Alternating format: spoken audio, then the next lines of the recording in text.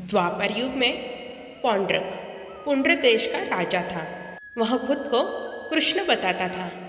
उसने 2 नकली हाथ लगवाकर अपनी 4 भुजाएं कर ली थी।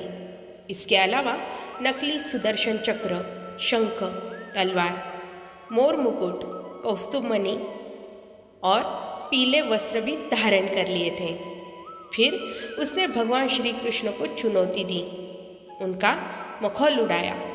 अंत में वह श्री कृष्ण के हाथों मारा गया। पौंड्रक कौन था? आपने यदि धर्म ग्रंथ पढ़े होंगे तो समझ गए होंगे कि किसके बारे में बात हो रही है।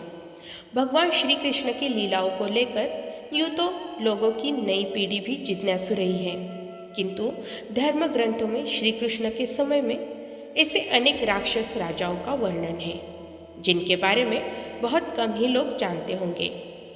आज पौंड्रक के बारे में यहाँ हम आपको बताएंगे।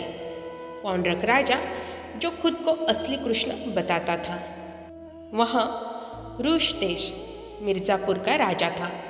कुछ पुरालेखों में पौंड्रक के काशी, चुनार देश, कुरुप देश या पुंड्र देश का राजा का भी उल्लेख मिलता है।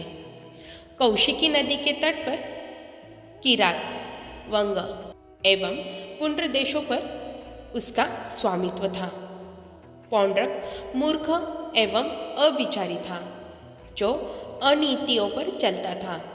पौंड्रक कहता था, कृष्ण तो मैं हूँ। उसने काट के 2 हाथ जुड़वाकर अपनी कुल 4 भुजाएं कर ली थी।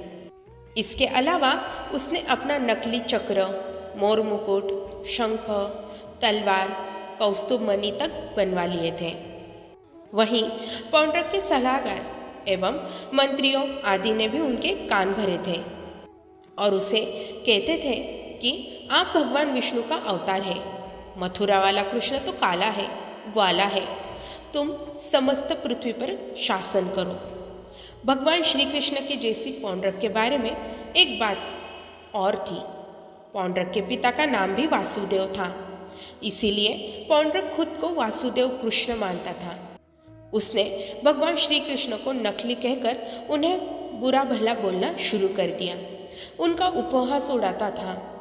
यहाँ तक कि उसने द्वारिका में भी दूत भेज दिया और वहाँ सभा में धमकी दिलवाई। उसकी धमकी पर पहले तो श्री कृष्ण ने ध्यान नहीं दिया, लेकिन कुछ समय बाद पौंड्रक की हरकतें बढ़ने लगी तो श्री कृष्ण ने उसकी चुनौती स्वीकार कर ली। तब पीताम्बर पहने पौंड्रक 2 अक्षौणी सेना लेकर युद्ध भूमि में आया। उसने एक चक्र भी धारण किया और फिर श्री कृष्ण को ललकारा।